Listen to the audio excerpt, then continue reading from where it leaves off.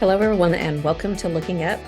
We are so glad you've joined us for another episode of this podcast that is intended for Christian women.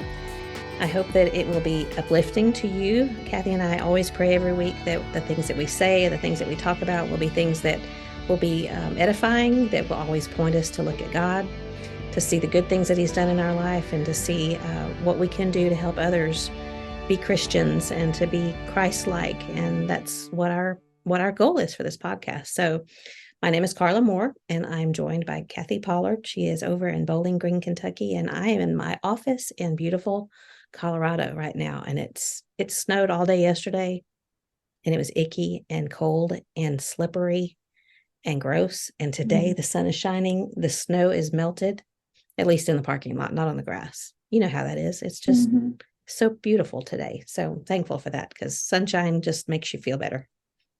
How are you? Good. What a smooth intro that was. Thanks. Sounded Try to make it something different than usual. You sounded so suave. Thank you. You're I've welcome. never been called suave before. We have sunshine here today. Well, actually, it's dark right now. We don't usually record at night, but we have sunshine here today too, but it's pretty chilly. It stayed below freezing all day. Yeah. Well, I know we've been keeping in touch with Jordan and Aaron, our oldest son, and his family, because they're participating in the Katy Rodeo today. Emmy's riding her horse in a little parade. It's just blows my mind to see my 6-year-old granddaughter on this big old horse. But anyway, she was all bundled up and in a coat, and her little cheeks and nose were red, and a hat underneath her cowboy hat.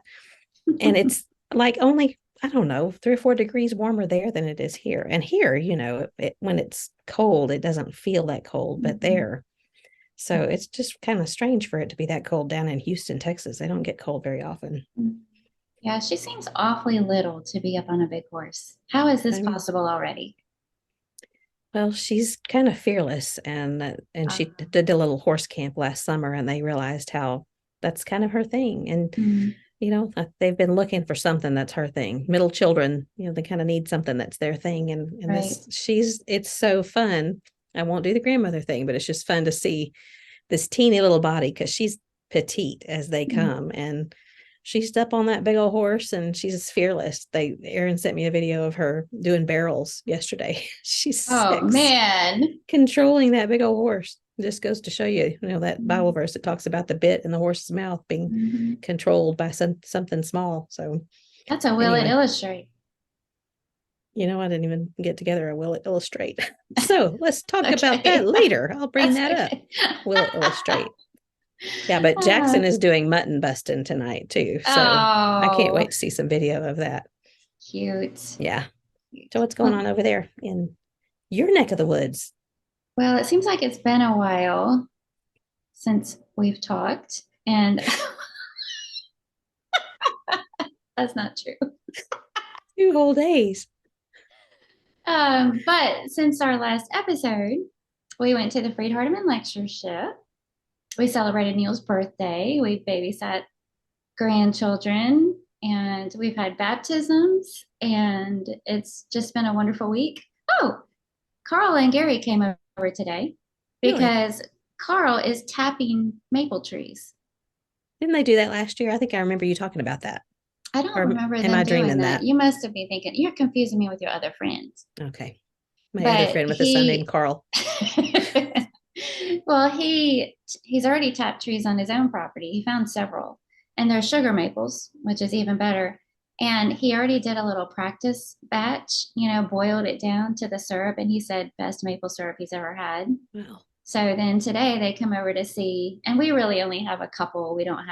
Surprisingly, we don't have a lot of maple trees on the property. And he was also looking for hickory, or we have a black maple, but not black maple, black walnut, but it's dried up, so he couldn't use that one. So my only reference for maple syrup tapping is Laura Ingalls, and I have in my mind a picture of her standing. I mean, there's drawings in the books with a little spigot in the tree. Is that what it is? It's exactly what it is. And it's funny, several years ago I bought a tap because when we moved to a friend place in Colorado, we had the 2 huge maple trees in our front yard. And but I never used them. And because when you boil it down, first of all, it takes a ton to even get a little bit of maple syrup. And when you boil it down, you have to do it outside or you'll get like sticky stuff all over your house from it just going into the air. And so I just never did it. And here's Carl, researching it, getting interested, and just doing it. that's that's what I said. That should not surprise me. You process your own deer, you make your own bacon. Makes his own bacon? He just did. He just made his own bacon. Yeah. So Did he butcher a hog? he didn't butcher a hog. He bought the he cured the pork. I'm not even sure belly, what pork cut belly of. in it. Yeah, I guess so. Well, cool. I Yeah, have all kinds of breakfast stuff. Now he just needs to master sourdough so he can have sourdough that's toast right. and his own maple syrup and his own bacon. That's right. Well, Yeah. that sounds like fun. hmm It sounds like a lot of work, though. It is a lot of work. Yeah. So Gary's helping him. Yes. They were. I don't know what all he did at his property, but he was going around with them today. Gary just got a truck. It's an old. Um, the date on it, I believe, Neil and I were engaged. Wow. So it's a 80s, 90s. 91, early 92. I'm not really sure. So it's older than Gary because Gary was born in 93, but it is a great truck. And good for him. he and Carl will be working on that together and spiffying it up, But he was driving that around on the property while they were looking for maple trees to tap. So they had a Did I good time. see that Carl is trying to sell his truck? Yes. Yeah. Well, maybe one of our listeners might be interested in that. Maybe we can share details of it next week or something. It's a good idea. It's a good truck. It's a big truck. Yeah. It's a guy truck. Yeah. Is it the one with the train whistle for a horn? Oh, probably. I would have to remove that. That would be you don't like that? A little obnoxious. Well, we went. Is the generally more your style? No, just the beep beep. Yeah, just a generic honk honk, toot toot. Oh, yeah. No tooting. I had a friend that whenever I would drive up for ladies' Bible class, this was years ago, and when you lock the car, it goes beep. And I walked in and she said, "I knew you were here. I heard you toot." All right, that's enough crass behavior. We're being boorish. What have you done this weekend? Well, or this week? We went and saw The Chosen, the first 3 episodes on last weekend, and it was so good. So good. And I know now that they've moved it from the first 3 episodes. Now you can go see 4, 5, and 6. And then I think at the end of the month, you can see the last 2 episodes, and then they'll put all of them for free online somewhere. But it was really good. And we did that on Friday night. We went on a hike with Brian and Shannon Ketchum last week, since we recorded last time anyway. Where'd you go? Somewhere up in the mountains, but it was on a paved. It was a sidewalk type place, it was up in the mountains. It was actually a place that John and I rode our bikes last year that we were not prepared for because it was a lot of uphill. And so we had to actually use our spikes on our shoes because the ice on the sidewalk. Oh, I see. But I'm sure you've been there. It was somewhere between here and Idaho Springs, and Brian found it. But it's just so pretty. And the ice, there's ice in the river below, and it was real pleasant. So then we went and ate at Bojo's. So all of the work that we did for the hike, we ruined it on pizza. But it's all just an excuse to eat at Bojo's. Always, anytime you go up in that direction. That's right. Yeah. Did you order any seeds or anything this week? Yes. Thanks for reminding me. I did. I finally ordered some seeds. Tried to be very disciplined with it. I always get all excited about, I want to try this and this and this. And I tried to be realistic and just order things that I think we would actually enjoy, with the exception of radishes, because Neil doesn't eat those, but they're just so beautiful and pretty and they come up quick. So I ordered a different variety anyway. Yeah. I thought about you this week. We had luncheon at Ladies Bible class, and Lisa Ripperton made a spinach salad that had radishes in it. I didn't eat the radishes, but the spinach salad was really good. But she went so far as to pinch the stems off of all of the spinach, which made me love her even more because I don't like stems in my spinach. That's a labor of love. It is. I mean, she didn't do it for me, but I was glad that she did. Maybe she did do it for you, Carla. Well, if she did, she didn't know that I don't like stems. The older I get, the more I think I realize that I have a texture issue more than a flavor issue. Things that I don't like are their textures. And I don't know why. That's just weird. One of my weirdnesses. Just like a toddler.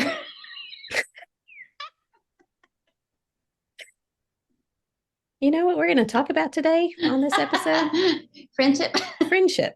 How to sink a friendship. Yeah. Friendship killers. Friendship killers. I'm just giving us some fodder to work with later. Yeah, thanks. You're Thanks welcome. for that. You're doing that on my benefit, right? That's right. I'm thinking of you. Yeah. So we just got finished with a marriage weekend. You know, we do these marriage seminars, and I just hate that term because it sounds so boring. Marriage seminar. True. And you know, it was with the Bear Valley students. What should it be called? Well, that's what I tried to ask for some help with that, and I just never got any good answers. I mean, we ended up just saying marriage weekend. Love growth party. I do not like that one. Marriage. I don't know. Anyway, we just called it marriage weekend, and so it was good. Last night we went to Nicolo's Pizza right there on the corner of Wadsworth and Jewel, and we met a really sweet couple that have just bought the Nicolo's Pizza last year, and they live really close to Bear Valley, so we're hoping that we might see them again. Oh, and nice. So they have that room back there. I don't know if you ever visited, but they have a banquet room, and they don't charge to use the room as long as you obviously buy your food there. So we met there last night and had 25, and then today we had a few less because there were several that were preaching out this weekend, so they had to leave early and get there. But today we went over, and we had one of our members lives in a little community that has a little clubhouse, and so we went over there just to get away from the building because the students are at the building all the time. And it was good. Wes and Terry and Wayne and Shanna Kay were there, and so it was good to have their input, and we had a good number of students, and we're pooped, but it was worth it. It was good. Well, I know they benefited greatly. Did you and John fight beforehand? Actually, we did not this time. Usually we do have some kind of an altercation. I know. Not an altercation, just a little tiff. Maybe it snuck up on you and you didn't have time to. We were too busy this week. We did not have time to do any fighting. Thankfully. I'm glad for that. Anyway. Well, very nice. Yeah. So you've had a full week. Yes, it's been a good week, been a full week, but more to come because you're hosting tomorrow. Yeah, got a bridal shower for Bailey Jones, so that'll be fun. Congratulations to her. Yeah. That's She's getting married right after. It is. Yeah, it is. I mean, when you've known someone since they were itty bitty, and then all of a sudden they're getting married. And Garrett too. You've known Garrett since he was quite young, I'm sure. Yeah, it'll be good. Anything else you have going on you want to talk about, or should we move along? Let's just move along. Okay. Your house looks so different in the dark. It feels different too. Yeah, the lighting's not very flattering. I wasn't thinking about that. I was just thinking that your kitchen has usually got sunshine coming in from the kitchen window. But yeah, and I had to turn the kitchen lights off because it was creating this weird glare down the middle of the screen. So it looked like a halo. You should have left it on. Yeah, I'm trying to build into this, sort of talking about friendship and how we can build one another up and love one another. So you look beautiful tonight. Thank you. So do you. One of the top friendship builder uppers is sincerity. All right. So are you being sincere? Or is this... Do you think I'm being sincere?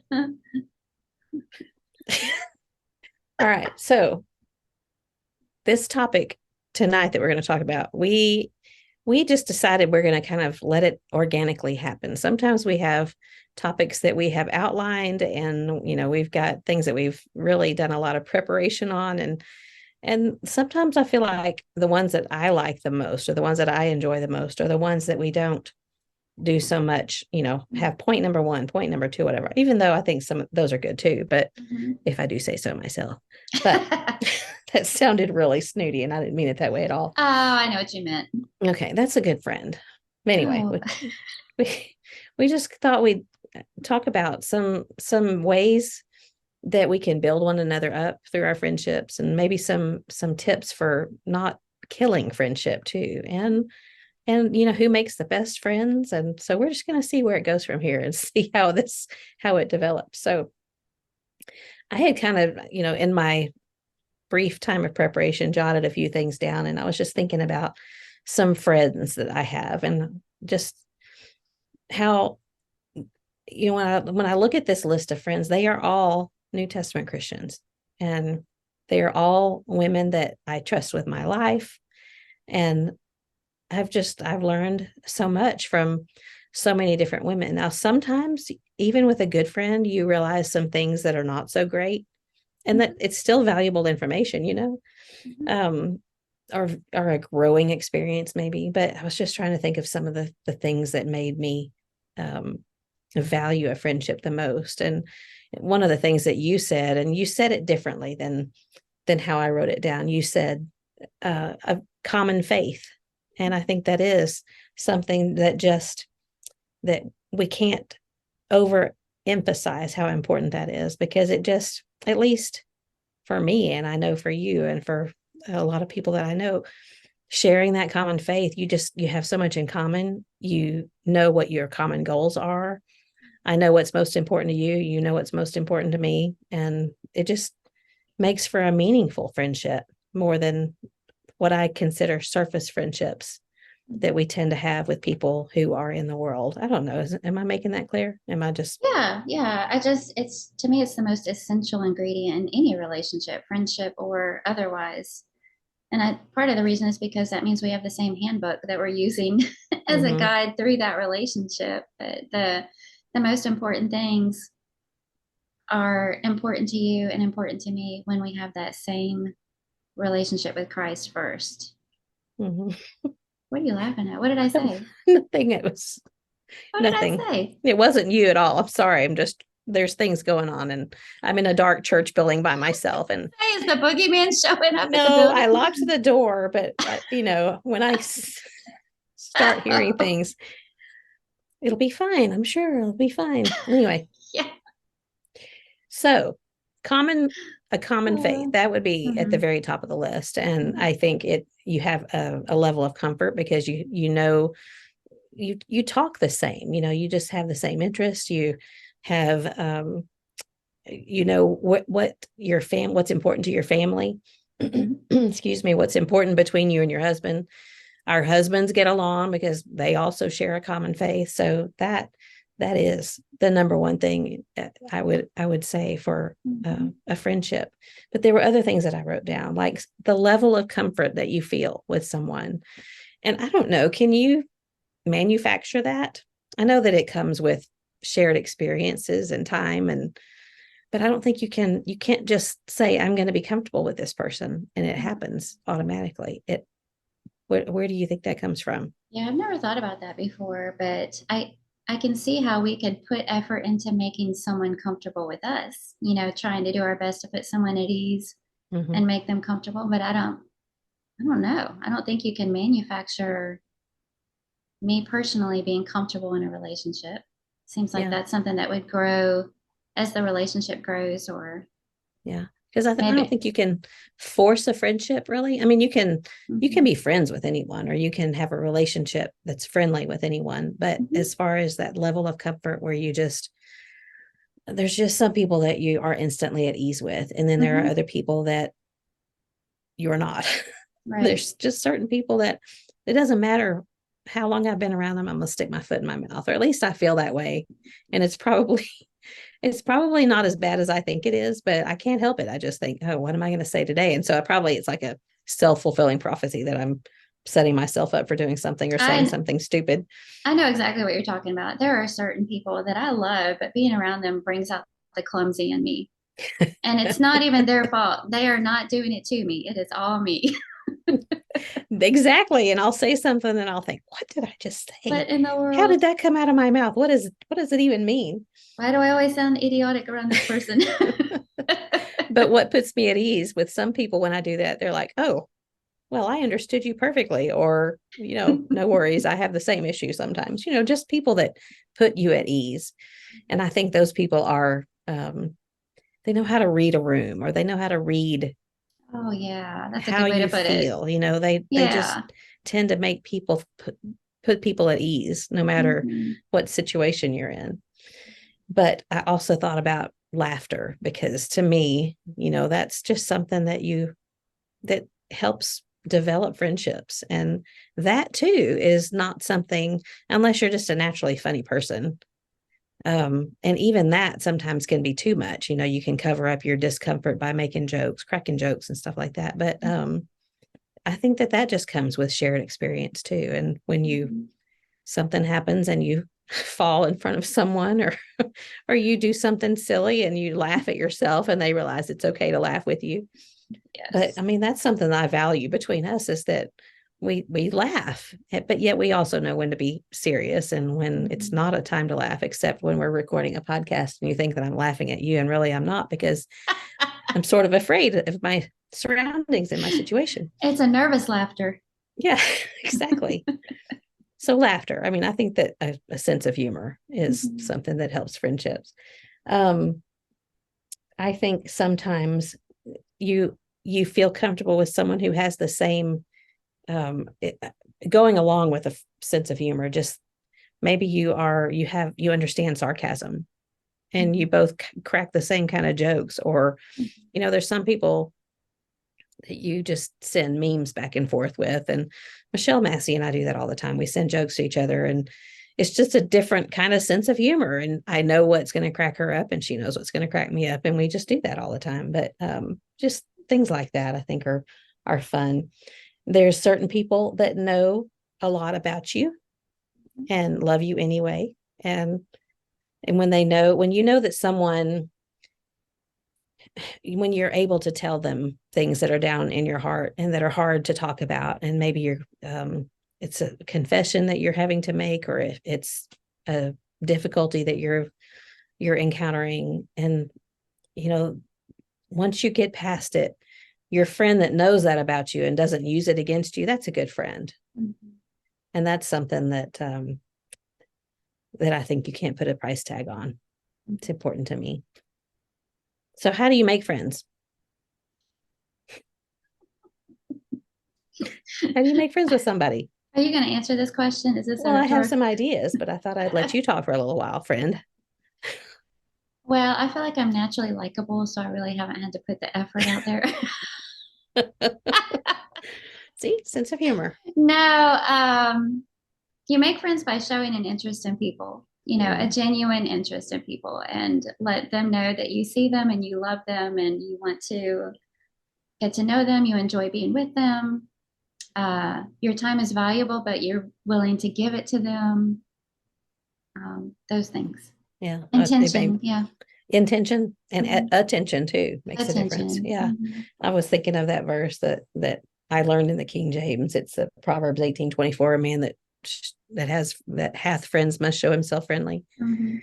And when you read it in a ESV or a New American, it'll say, a man who has friends is friendly. So I think if you want friends, you have to be friendly. But Mhm. I was just kind of considering, when you see someone new coming into the church building, what do you do? I mean, I know what I do. I get nervous and I make a fool out of myself, and I can't remember their name after they tell me their name. But once we get past that awkwardness, I think you start asking them about themselves and you show an interest in them. And it's kind of a scary thing to do, to ask them to lunch, but maybe you ask them to come with you and another couple or something. And that's kind of like the beginning of a friendship. And it's fun to look back on those Mhm. when you don't know someone very well at first, but later on you become friends and you can look back on the very beginning of that baby friendship. I love Yeah, that. well, what I think is interesting is that we never really know where it's going to go. Mhm. And, but giving everybody an opportunity, like you say, of course, we're going to be friendly to everybody, but we're talking about building a friendship And you just never know. Sometimes, you've been in ministry and you know that when you meet new people, sometimes you see somebody and you think right off the bat, I bet we're going to be good friends. And maybe you end up not being good friends. And Yeah. the opposite is true as well. There might be somebody that at first you're not too sure about, Mm-hmm. and they end up being your partner in crime, your dearest friend. So God knows where it's going to lead. Yeah. We don't. And sometimes it surprises us. Mm-hmm. And I think not having that assumption, when we look Mm-hmm. at someone to think one way or another, just let your common faith Yeah. spark that the beginning of that friendship. Um, so what are some things I kind of jotted this down, what I appreciate about some of the good friends that I've had. And I think, of course, on top of that shared common faith, one of the things that I thought about was the fact that these friends are the same no matter what's going on in their life. And I don't mean that you can't be sad if something sad is going on, or excited, or um, maybe even, if there's grief in your life, things like that, but not the kind of person where you think, okay, who am I going to get today, Yes. when Mm-hmm. you get on the phone with them, or when you're with them, or you greet them at a worship service. So someone Mm-hmm. that's the same, because that's kind of hard when Mm-hmm. you don't know what to expect. Yeah. Somebody that runs hot and cold, and sometimes they're warm and sometimes they're distant. Yeah. Yeah. And you just don't know what's going on. And Mm-hmm. I've had friends like that. Mm-hmm. And I think once you develop that friendship, you can just say, well, there's something going on that she didn't want to talk Mm-hmm. about. Maybe she'll tell me later. And if not, then extend grace and don't worry too much about it, because it's most likely not about me. And that's kind of, I was thinking about this. Usually stuff like that is because we're all focused on ourselves. What did I do? What is it about me that put her off, or something like that? And usually it's just something going on in their life. Like So that quote maybe that says, we wouldn't worry so much about what others thought of us if we realized how seldom they did. that's a little hard, but it's very true. Yeah. They're probably Yeah. not thinking about it at all. Uh-huh. Yeah. Like, really, I can't believe you're not thinking about me all the time. Yeah. What about I was thinking about someone who encourages a spiritual relationship, between the two of us, and my spiritual relationship, my relationship with God, someone who enhances that.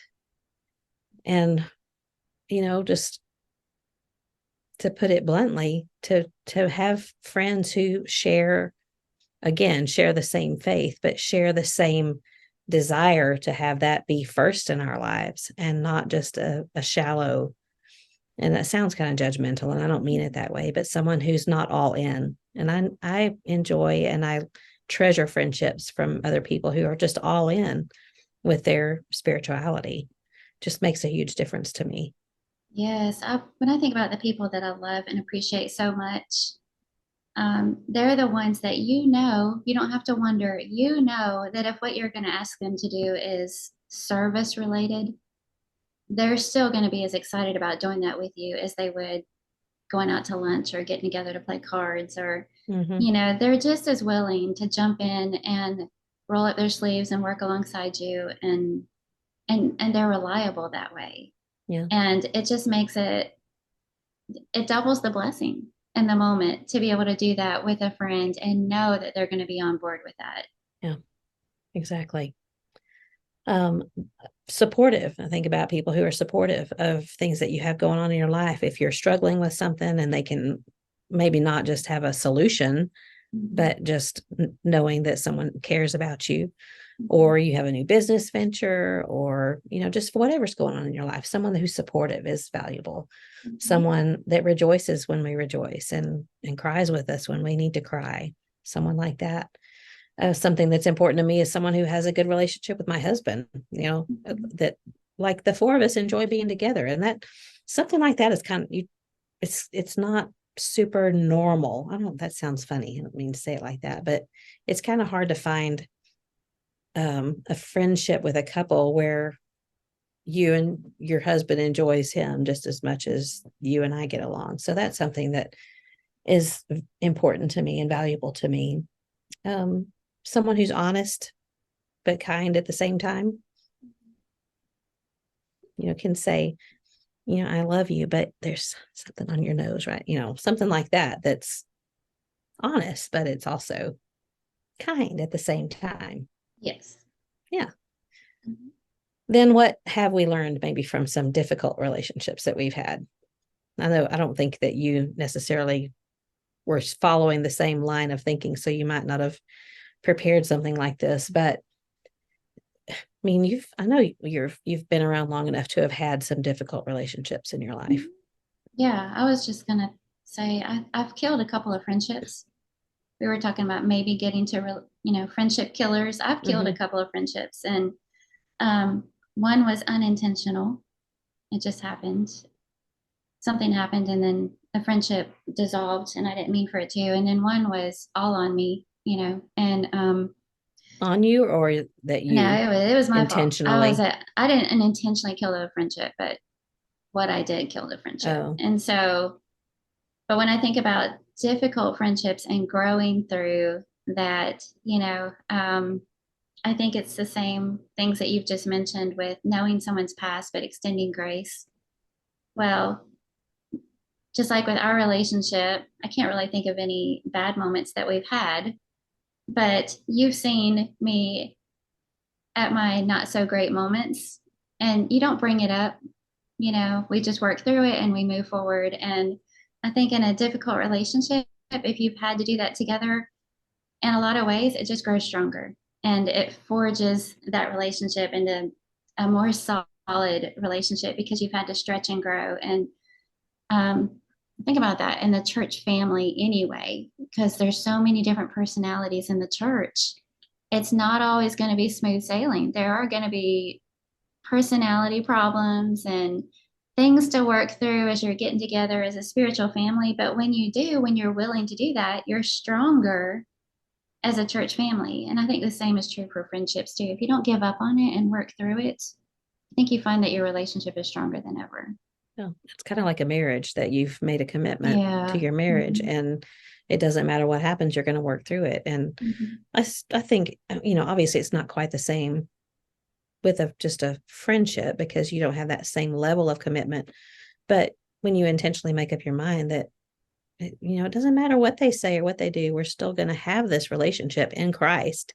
So I Mm-hmm. need to do, it's following the things that make for peace, and doing what we can to have unity and to be united in Christ. So, but still, um, sometimes there are just things that happen that we just don't enjoy being together, or we just aren't compatible. But it doesn't mean that we aren't friends. It just means that we're not gonna like hang around together, and we might choose someone else to have lunch with or whatever. So it's kind of a hard thing, Yeah. It's and sometimes I feels like a breakup, doesn't it? It does. In my mind, I always think of it as, you love everybody, but not everybody's going to be your pal. Yeah, yeah, that's a good way of putting And it. yeah. And God made us that way. God made different personalities, and Mm-hmm. you can't force something. And sometimes it may down the road may change, and Mm-hmm. circumstances may pull you together again. Um, I've had a relationship that was with someone that was a very strong personality. And it was at a time in my life that I wasn't weak necessarily, but I was still kind of making my own opinions and my own style and my likes and dislikes and things. And this person, and I loved her, and I still do, Mm-hmm. but I think that she influenced a lot of the ways that even things that I liked. Mm-hmm. Um, I would gravitate towards that kind of style. Excuse me, because I knew she liked it and I liked her style. And so I thought, well, I'll do that too. And there were other things too, but when we just naturally over time distanced ourselves, I kind of realized that it was too much. It was too overpowering for me. And I almost felt like I could, like, my eyes had been opened. And I don't mean to make that sound like it was any kind of a bad thing. It wasn't. It Right. was just kind of eye opening, that I felt like I had my own opinions, course, I'm talking about opinion things and not scriptural things, not Right. things that God talks about, but what I liked for my house to look like, um, different ways that I was going to raise my kids. And it felt in some ways like a breakup. We got tickle now, but it also, when I got some distance, I almost loved her more because I didn't feel that pressure to be like her. Hmm. You ever had a relationship like that? No, no. But I've had a close, somebody close to me has. I don't want to share Yeah. who that is. Well, you know what I'm But talking I about know then. exactly what you're talking about. Yeah. Yeah. Mhm. So I don't think there's anything necessarily on the other side that she should have done differently, because that's just Mhm. her personality. It's Mhm. just that I needed to grow myself. I needed to grow my own, just become who I was becoming, because I was fairly young at the time. And I had this tickle that's gonna nag me. I need a big spoonful of honey. So you talk for a while. Sorry. Well, when I think about certain friendships that I've grown through or grown beyond, I think some of the ones that have kind of faded in the background were the ones that just took so much work. Mm-hmm. And and I'm not saying that we shouldn't work on our relationships, because we've already said that. You want to give them love and attention and time, of course. If it's an important relationship to you, you'll take care of it. But you know what I'm talking about, where you feel like you're always not quite measuring up, or trying to figure out what's wrong.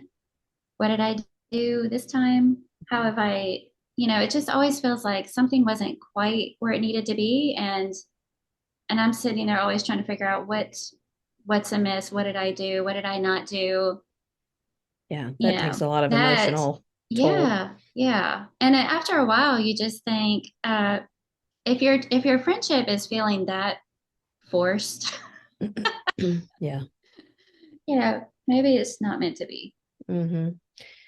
Another thing that I was thinking about as a relationship killer is being manipulated.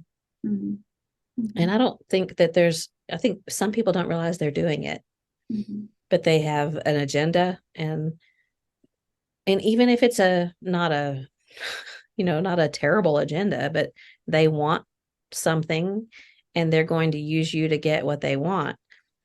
It's kind of hard to say that's not a bad thing, because it really does not feel good to feel like you're being manipulated or you're being Mm-hmm. used to get to someone else, or you're a stepping stone to get to someone that they really want to get to know. And that's happened in the past. And so I don't enjoy that at all. Or I think sometimes people just naturally they might be pessimistic or cynical or whatever, but they belittle others as a joke. They'll say, I'm just joking. Come on. It's just a joke. Mm-hmm. And I don't get that. I'm not going to be drawn to that. I'll be friendly to you, but I'm not going to want to be friends with you if someone's like that. I was going to mention that also, because that affects how I feel. Even if the joke wasn't against me, sometimes people are good about mocking others, Mm-hmm. all in the name of fun. And I might laugh and it might be hilarious, but when I walk away from that conversation, I don't feel good about myself Yeah, feel icky. and feel icky. Yeah. And so relationships that are so good are the ones where when you walk away from that phone call or that time spent with them, you just feel refreshed.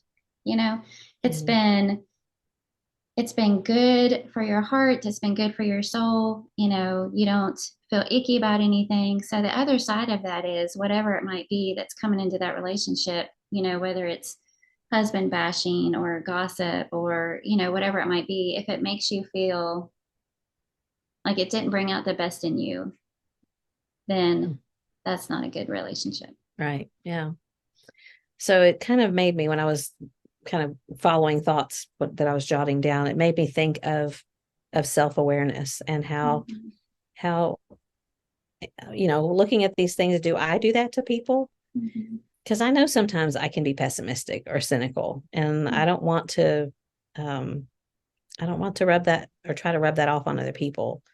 There's times that I can be jealous. I mean, I think that's a relationship killer, is jealousy. And um you want to feel confident in your relationship with people, but you also, and I know we've talked about this before, but you don't, there's just something about when you see one of your friends doing something with someone else that it's, you start wondering, well, why didn't they want me to do that? Or, and you just don't know. You don't know why did they choose them over me, but it doesn't necessarily have to be a choice of me or them. It's just, maybe they just enjoy that person too. And that person invited them to go do something. And anyway, we won't go down that road too much, but that can really be a relationship killer. But being self-aware about how do we make other people feel?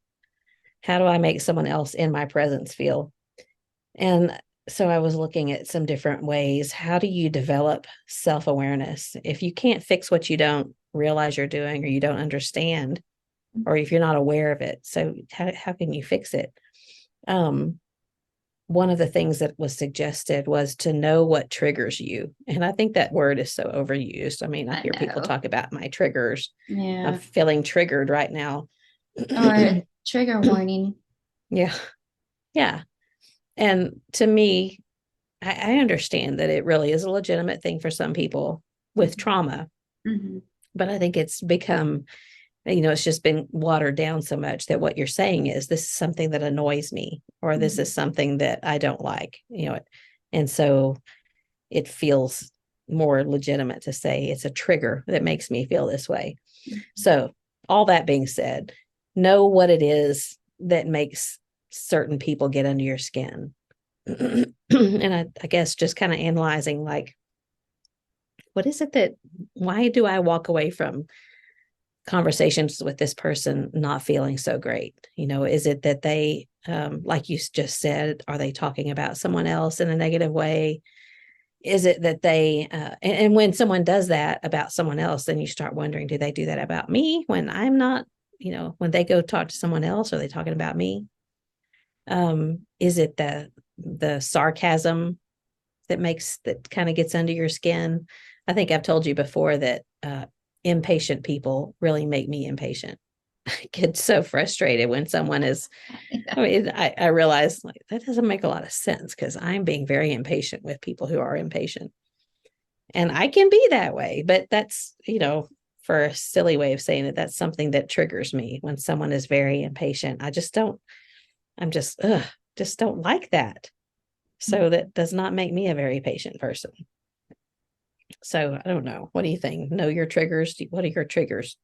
Well, I was just, as you're talking about that, I thought, what are my triggers? And I think people that are always caught up in drama, yeah, with other people, and then I thought, what do I have a problem with? It drives me crazy if someone's overly sensitive. Yeah. And you have to walk on eggshells around them. Mm-hmm. And so, which made me think, I know that I can be overly sensitive myself. And, but in the moment, I think that the person I'm talking to doesn't know that. I feel like I'm handling things the way I should, and I'm responding the way I should, and maybe I'm laughing at whatever was said. It's when I go home, that I'm like, oh. That's when we overthink, And right? yeah, mulling it over in my mind and Mm-hmm. being sensitive about it. So I know that that's, something that I struggle with.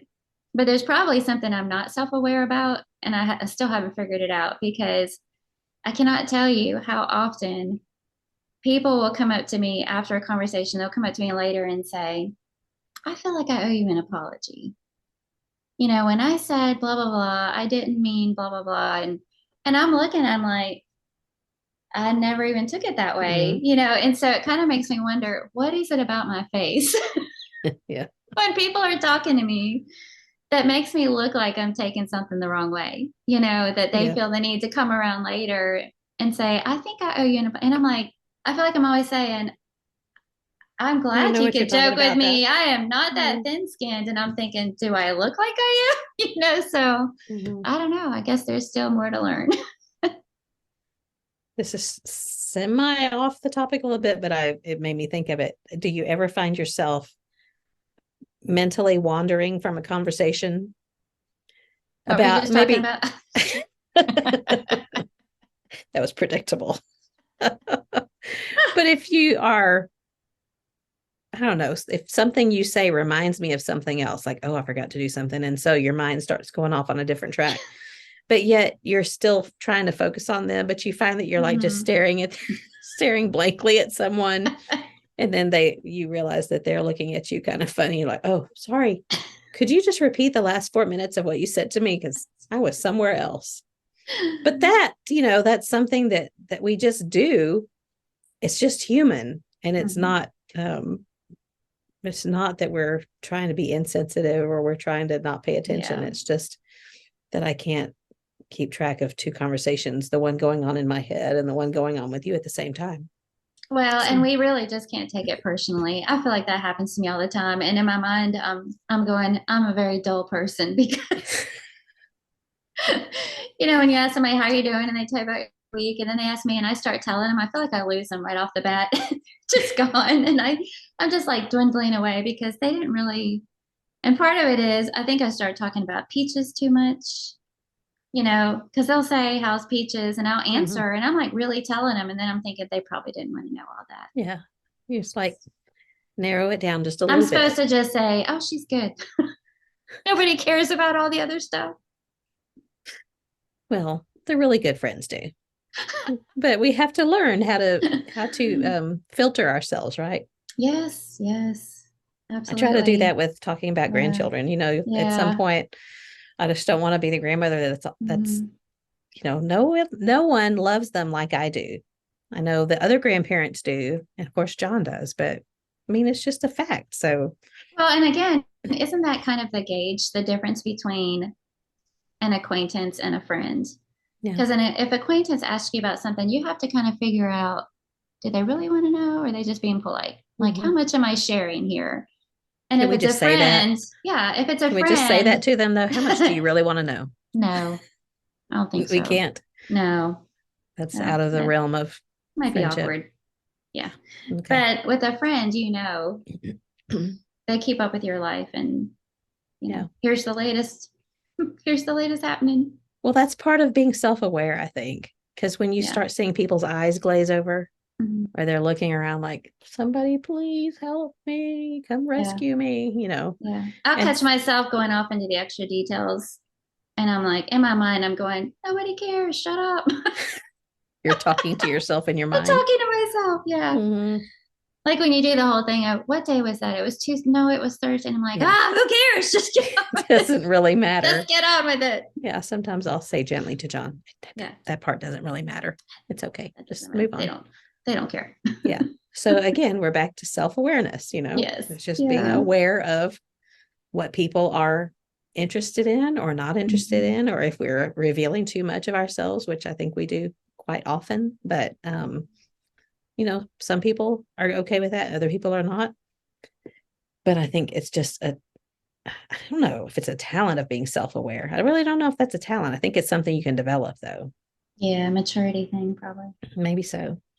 Um, Also it said to become or to develop self-awareness, you should prepare yourself for it. This sounds so clinical.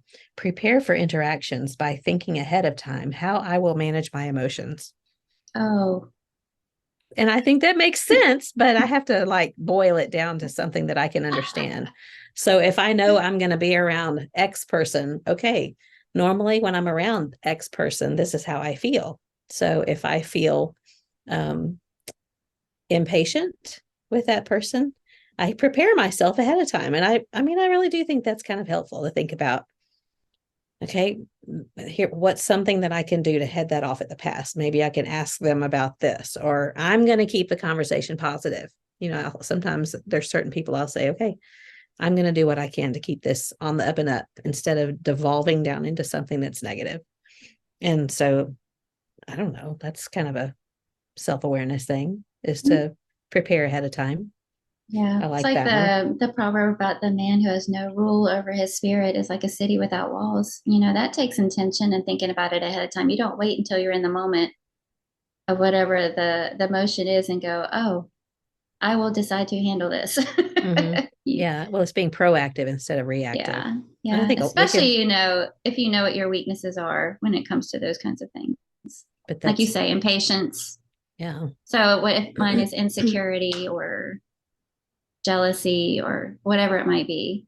Yeah.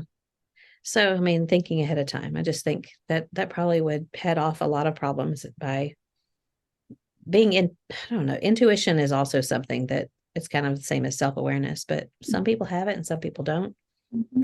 Um, and but I do still think that you can want to be that way and you can do things to try to help yourself become more that way. Um, it also says to pay attention to your emotions as they occur. Now that sounds, I've heard people say this, and I know there's probably a lot of truth to it, but I don't find myself going, oh, I feel mad. Because then if I did that, I really would be like staring off into space while someone is talking to me over here and like, hmm, considering, and that's kind of self-centered, Mm-hmm. self-absorbed to have, to, so I don't really know. Maybe somebody can suggest how to pay attention to your emotions while at the same time staying engaged with the person that you're having conversation with. So it also suggests tuning into others. So to me, that's another Christian principle that just means be interested in other people Mm-hmm. and ask them about themselves, and um, instead of launching into what I'm doing and what I'm feeling and what I like or don't like, we ask them and be genuinely interested in someone else. Yeah, I was going to say, I really feel like the best form of self awareness is to be focused on the other person. Yeah. Because if you are, then you will be paying attention already naturally to if you're monopolizing the conversation, if you're always talking about your own problems, if you're one upping, whatever it might be, if you're focused on the other person, Mm-hmm. it seems like it'll kind of naturally cull through all those other things that we might struggle with. Yeah. I think sometimes we are at a little bit of a loss knowing what to say to show interest in someone else without coming across as creepy or stalker or something like that. But I think you can do that. Where John's the master at this because his dad was. Where are you from originally? My kids would laugh because John says that all the time to people. Where are you from originally? Where'd y'all meet? But people love to talk about themselves. And I don't mean that in a bad way. I just mean that Yeah. that's what they know the most, and that puts them at ease because they're comfortable with um you don't have to, oh, I don't know, where was I born?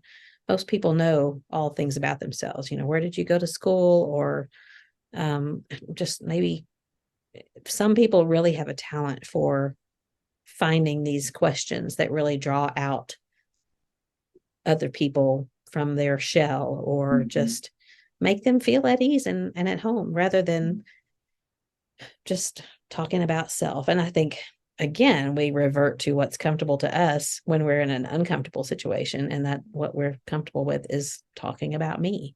So we kind of just have to like constantly pull that back, pull it back, turn it back around and ask them about them. Have you But ever and met that, somebody that never talked about themselves? I mean, I don't almost know. to the point of it's really hard to build a relationship because they always ask about you and your family and your whatever situation and your blah, blah, blah. And then when you come around to, what about you? Oh, good. Are they just private How was or your week? Good. And I don't know a lot of people like that, but I do know some people like that. And I'm sure they are just private, but it makes it really hard to grow beyond any kind of superficial relationship when they hmm, never open ever up? talk about themselves or divulge or share. Mm-hmm. Hmm. I'd have to think about that because I don't know if I've ever encountered someone that is that I mean, I know private people, but usually you can get things out of them that are not sensitive information. Yeah. But now I'll be going around tomorrow at worship like, who here is not talking about themselves? You'll be like, nope, not that person. But how do we know that we are good company? This is another self-awareness question. How do we know that we are good company? uh, how do we know that we're good? That's a good question. Yeah, What's the I answer? think you're good company. Thank you.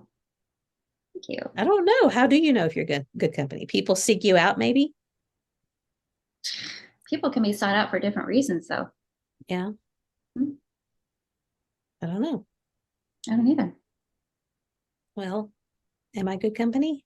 Yes, for Okay. sure. All right. Then that solves that question. But am I good company? That's maybe something to think about. Hmm. What makes when maybe to answer it, you ask yourself, what is it about other people that I enjoy being around? And do I exhibit those qualities? Another self-awareness question. Well, how do people feel about themselves after they've been with you? Would Yeah. probably answer that question. Yeah. That is a good way of thinking. But how do you know? I mean, unless you call someone up and say, how do you feel? We just spent an hour together. How are you feeling right now? Just call them up and say, "Am I good company?"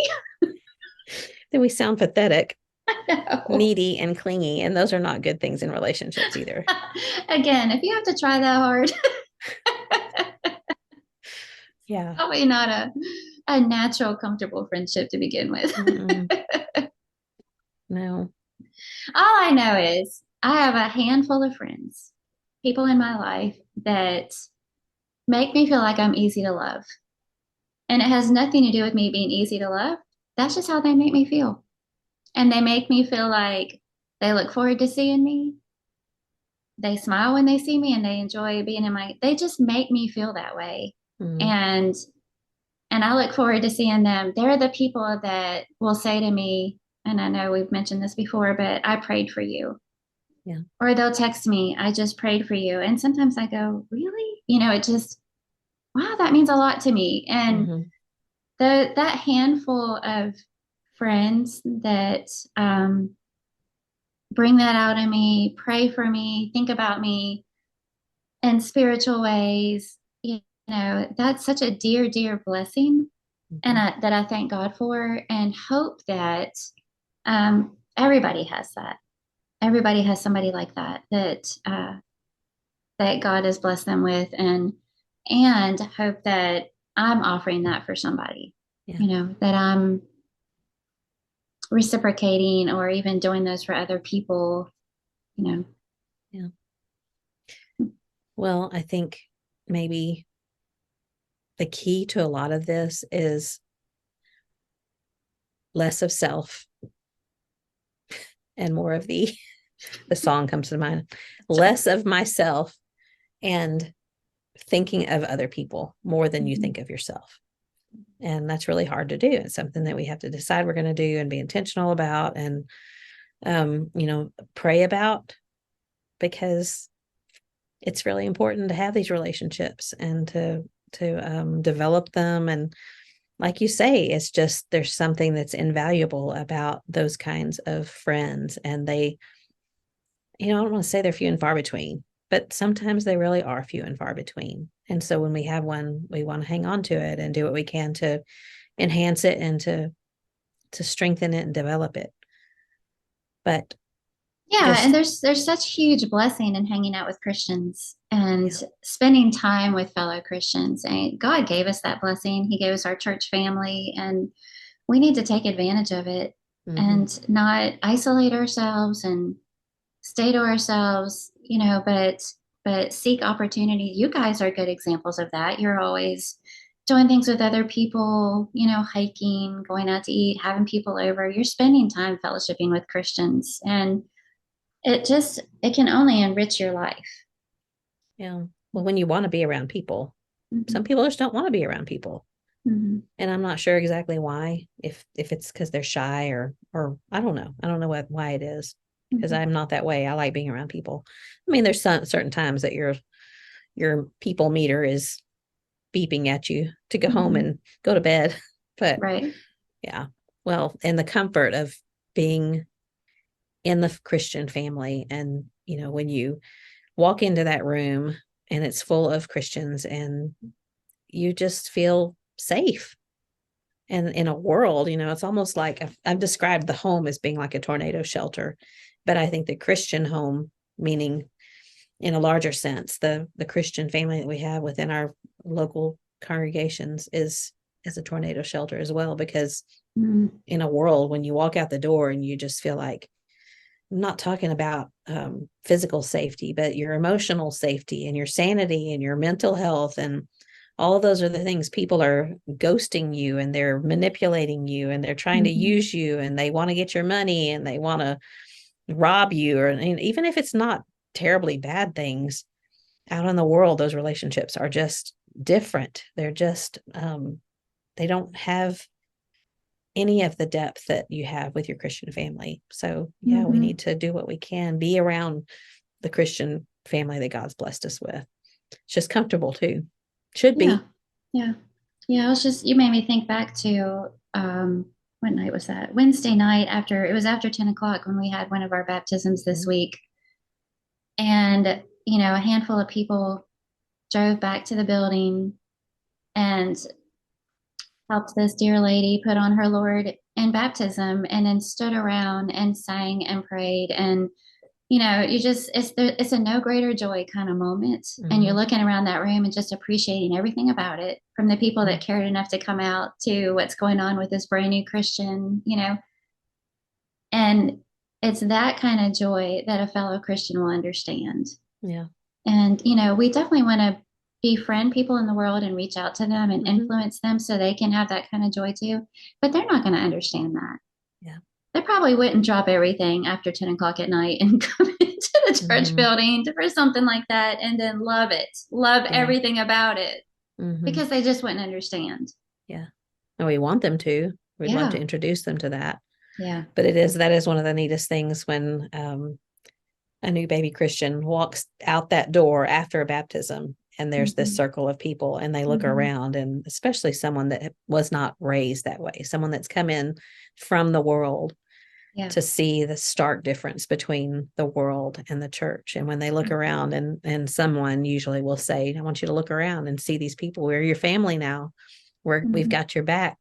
We've got your heart. We're going to love on you. We're going to take care of you. We want to know what we can do to help you. We want to know what you need. We want to be there for you. And that's something that God intended. And I think Mm-hmm. you're right. We need to have more of that and do more of that and show more of that. So Mm-hmm. love it. Thanks for Yes. bringing that up. You're Can you welcome. tell us any more about that baptism? Well, it was a situation where we've had some people visiting at Lehman Avenue, and they were interested in placing membership, and the elders met with them and found out more about their situation and had a kind of a heart to heart with them. And, I don't know that they were really sure how it turned out, but a couple hours later, this woman called one of those elders and said, I want to become a Christian and I don't want to put this off. I don't want to risk waiting. And she had some physical limitations. And Mm-hmm. so it took a lot of courage for her to even maneuver the stairs. And I've talked about another one recently, but this is a different lady. And what kept going through my mind the most was, in her courage factor, is that she didn't know any of us Mm-hmm. really, because she was brand new. She had just been visiting, but she had to sort of humble herself and be willing to accept help from a lot of people that she didn't even know. And, and then of course, the physical maneuvering and what it took for her anyway. Her greatest fear, she said, is steps. And there's a few steps that you have to Mm-hmm. get up into to do the baptism and then down the steps into the baptistry. But um, Neil and Jeremy were both in the water to help her down the stairs and help her into the water and to come back up. And when she came back up, first she looked a little fearful because it was kind of Yeah. terrifying for her. Mm-hmm. But the moment her face just broke out into a smile Mm-hmm. was absolutely beautiful. I Well, mean, you shared a picture and I've seen it. yeah. And I tell you, I've gone back and looked at that numerous times this week, and it brings tears to my eyes, Mm-hmm. not just because of the joy on her face, but the joy on Neil and Jeremy's faces too, Mm-hmm. and their smiles. And I mean, that picture just encapsulated Christianity, coming up out of those waters, and she's a new creation, and people are there to hold her up and support her and rejoice with her. It's just the best. Well, and in line of our friendship talk here, Mm-hmm. so there's a handful of us, afterwards, standing in our little circle with her, um, singing a song, saying words of encouragement, having a prayer. And I'm just looking around that circle, just full of love for every single person in that group. And I'm not pals with all of them. Mm-hmm. I mean, but I love all of them dearly. Yeah. and just appreciated them so much for caring and being there, and the tenderness that they showed this woman and treated her like family and made her feel at home and comfortable. And, Mm-hmm. it's those kinds of occasions that just knit your souls together Mm-hmm. when you experience life like that. And, and the most wonderful moments that happen in the life of any Christian, and you get to do that together, Yeah. you just can't help but feel a connection, and that's Mm-hmm. family and it's love, and it's the most beautiful thing. Yeah. And sometimes when those occasions happen, you have to, like you said, it was after 10 o'clock, and Mm-hmm. you have to get, maybe you're in your pajamas and you have to put your clothes back on and get in the That's car and exactly drive what 30 happens. minutes. That's right. Yeah. And it's not convenient. Mm-hmm. But when you do those hard things, hard, and it's not even really Right. hard, No. when you do those things, God rewards you with, like what you're talking about, that love in your heart, and that just to see and witness something like that, and to make that connection with fellow Christians is Mm-hmm. God's way of saying, do these things that are maybe not so comfortable, or not easy, and Yeah. just see what happens. Yeah. Well, and just knowing that they're so reliable in that way, you can count on them, Yeah. that they will drop everything and come, Mm-hmm. and we had 3 of our elders were in that circle, and you can count on them to love souls and love people. Mm-hmm. And That's wonderful. it's wonderful. That's what elders are supposed to do, and that's Mm-hmm. what all of us as Christians are supposed to do. Well, that was a, a different discussion about friendship and what kills friendship, and being self-aware, and it kind of went roundabout weird ways, but Mm-hmm. I always enjoy talking to you about everything. So this was no exception. Do you have something good this week? Yeah, something good for you to share. Mm-hmm. So mine is a homemade dusting spray. And do you dust? What's that? No, are you supposed to dust? I need to go home and dust right now. But, typically I have Pledge and Old English, those kinds of things in my cabinet that I've used, but there's a lot of junk in those products, Mm-hmm. honestly, that aren't good for you. And it is so easy. I've just learned this. It is so easy to make your own. And it's just a matter of water and a little bit of white vinegar, which is a natural cleanser, all purpose cleanser, a little bit of olive oil, which is conditioning and helps repel dust. And then your favorite essential oil.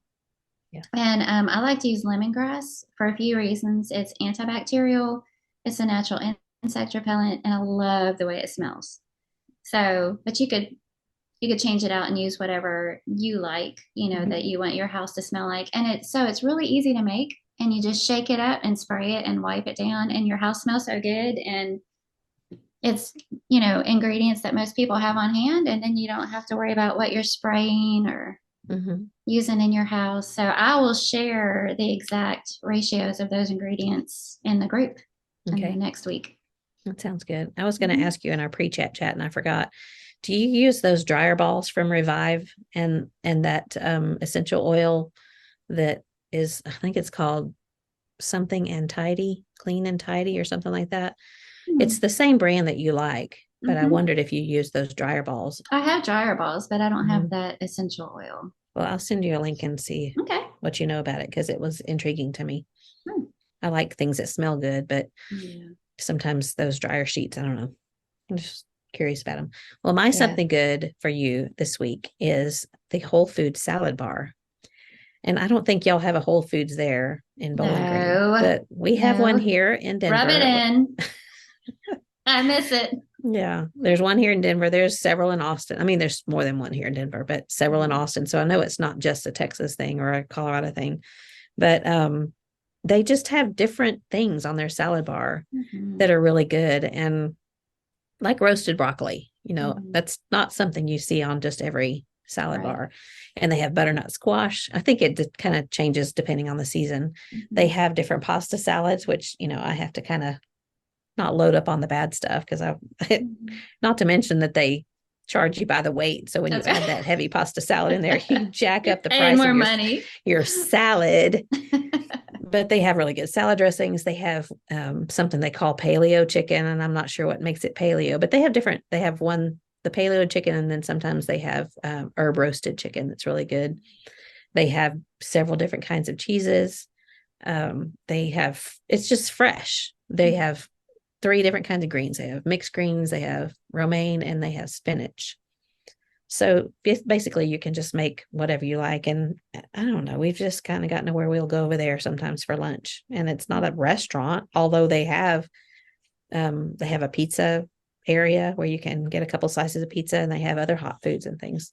So Sandwiches. anyway, Yeah, that was one of Neil's favorite places to go for lunch when we lived there. And we also liked it because right across from that, I don't know if it's still this way, was this great big wall of refrigerated drinks of all different kinds. Lots of variety, lots of like sparkling juices and, just different kinds of things that were. So we'd always fix our plate and then fix like a really great drink, to enjoy with it. Yeah, and they do have a place you can sit down, but we usually end up bringing it home. Yeah. So that's my something good for you this week. I always feel like mine are kind of weird, but. Well, I did dusting spray. So there you go. And mine's something to eat again, but typical. Anyway, well, it's fully dark outside now, and I am fully alone in this great big church building, and above my head, I think there's little critters sometimes that run around up there because I hear. Oh, nice. Are you going to call John and have him escort you home? Good. Yes, I am. Okay. He may even be downstairs. I'm not sure. I bet he is. Yeah. He's a gentleman. Well, he is. Well, I always enjoy talking to you, and I love you a lot, and I pray for you. I love you too, and you're a good friend. Oh, you pray for me? I do. Yes, I know. You text me that often. Yeah, and I do. That's something that someone said a long time ago. If you say you're going to pray for someone, pray for someone. Don't just say it and not do it. So that's been on my heart ever since then. Anyway, it's been good talking to you. And as always, we appreciate all of our listeners, and we love to hear from you. So in the Looking Up group on Facebook, we have one on Instagram that's a little harder for me to get to because it's tiny on my little tiny phone screen, but I try to keep things up to date on there. So we would love to hear from you if you have comments or questions or just anything you want to say about this topic. So get back to us. And until next, you have something else? Well, I just remembered I wanted to ask people to subscribe. Oh, yeah. Now that it's at the end and nobody's listened this far. Let me just say really quickly, we have never encouraged that before because we have no intention of monetizing, and we still don't.